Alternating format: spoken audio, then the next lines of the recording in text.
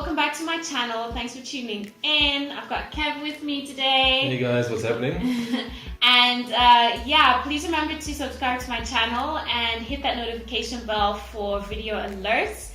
So today we're going to be chatting about something that we get asked quite often, especially now that we're parents, is how we keep the romance alive. We know what you mean by romance, by the way. But we'll call it romance. I guess the most obvious thing to keep the romance going and stuff is to obviously continue being intimate with each other. Yeah, so having proper intimate moments. And again, especially when you have kids around, it's really like okay, you just grab any chance that you get, right? If you can. Yeah. So in order to take advantage of those opportunities, because we all know sometimes you have the best of intentions of getting it on with your partner, but then it's like I am exhausted, and then you both pass out. Or the baby wakes up. Or the baby wakes up.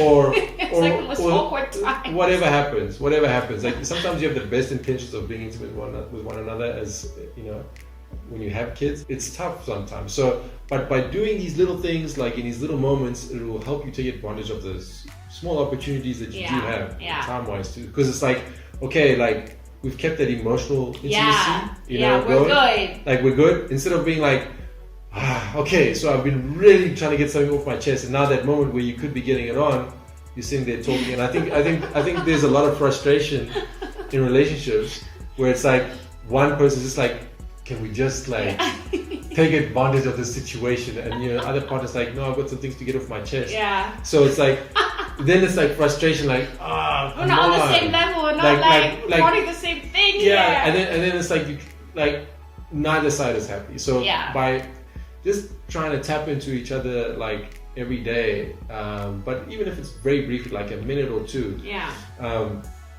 will align you guys so that when those times do come, when you can both get it on, because getting it on is important. Yeah, and enjoying it, from an emotional point of view of, making sure that you're checking in with each other and, keeping that tank always never letting it go completely empty. It's the same thing from the physical point of view, It's like if you go the whole week with no form of affection whatsoever, and then all of a sudden it's like, okay, let's just do stuff, let's get it on.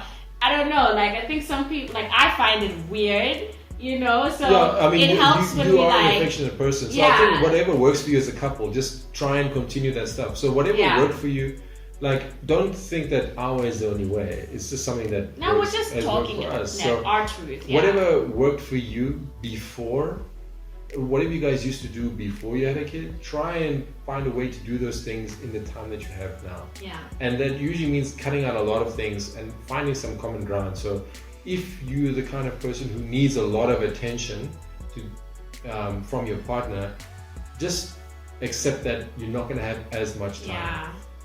And just by accepting that fact, it will open you up to those opportunities a bit more, because things will never be the same. They will never be the same. So try and do the things that you used to do before, that worked for you before, in the new situation, but know that you're going to have to make some adjustments. Yeah. Make time to get it on, guys. It's important. And this is my opinion. I find that, a lot of the times we look at, TV and movies and read magazines, and we always think that sex and intimacy should be spontaneous and it should be completely out of the blue. And I'm not dissing that. It is nice when it comes out of nowhere, but sometimes you really just so like with other things, it might be worth just planning, just giving someone a heads up. Hey, let's make time for each other, however you want to phrase it. Why are you laughing? Because I think it's a fine line, right? You don't set up so much expectation, because then it kind of takes the spontaneity out of it. So but what I'm saying is don't rely on spontaneity. All the time. All the time. Yeah, so you can just let your partner look, we haven't done this in a while. Yeah. We haven't had time. Let's try and make time. Cool. I think that's fine, but don't be okay, you gotta do things. We gotta do things now. No, it's like, hey, because like you said, sometimes people are in different like mindsets, especially as women.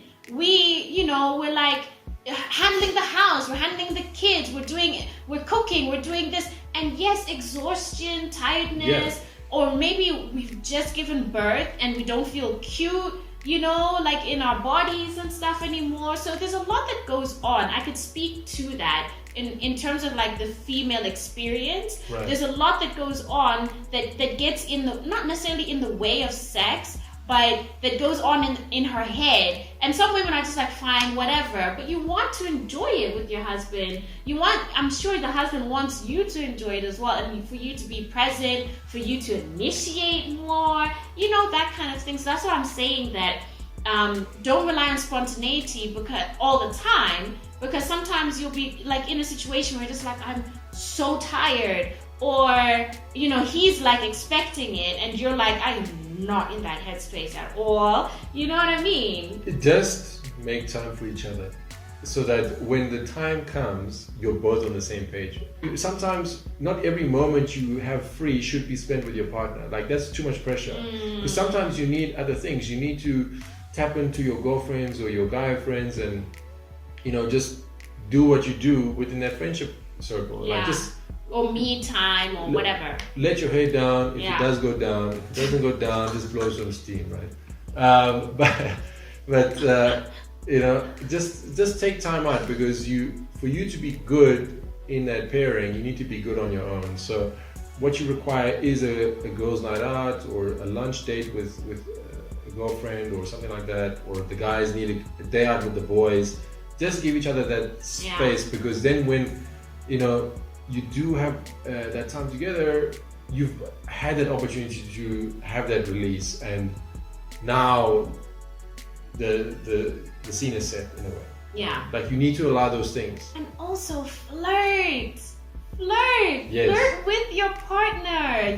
Like I think there's a lot of stuff that people do when they're dating and stuff that just kind of just falls away when they get married, when they have kids. All of a sudden it's very easy to become stagnant. But flirt, if you're gonna send each other like lovey-dovey messages, send a little sexy message as well, or like even like at home, like touch each other. So yeah, flirt, flirt with each other, still treat each other almost like your girlfriend and boyfriend sometimes, like be silly with each other, joke around, talk about whatever, like just try and get your head outside of this cap, wearing that hat of I'm a wife and this is, I'm a mother and this, and vice versa, just explore each other as people again. Like I think for me that's really important. For us it is that sort of joking and flirting stuff and teasing each other or whatever. That's something that works for us. So definitely try and keep those little things alive as much as you can. Good advice, darling. Thank you, darling. Hey, all right, so those are some of our experiences, some of the tips that we have to share on how we keep, the romance alive while having a kid, or, being parents, being busy. We're both working and it's so easy, and, that life can really get on top of us. Let us know if you have any topics, discussions, or anything like that you want us to maybe chat about in our next videos. Drop a comment below, and we'll see you in the next video. Bye. Ciao.